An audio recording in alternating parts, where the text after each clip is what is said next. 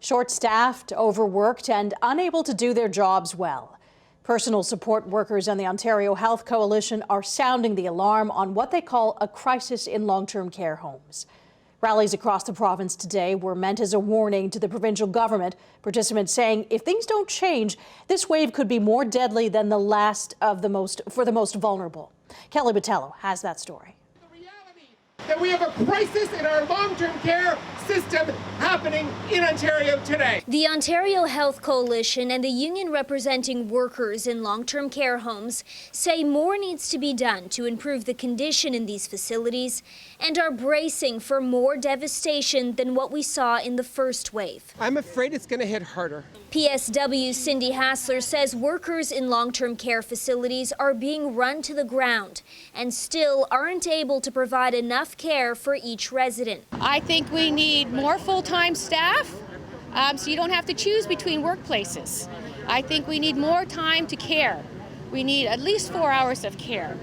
And our wages need to increase. PSW Janet Chiatti says working during the pandemic has been difficult. It's tough because my life is at risk and I have children. We need more people on the field to work because our seniors need help. The PSWs here today say their job is dangerous, risky, and at the end of the day, they're left feeling guilty. There's a level of guilt that comes over you because you cannot give a resident the level of care that they deserve.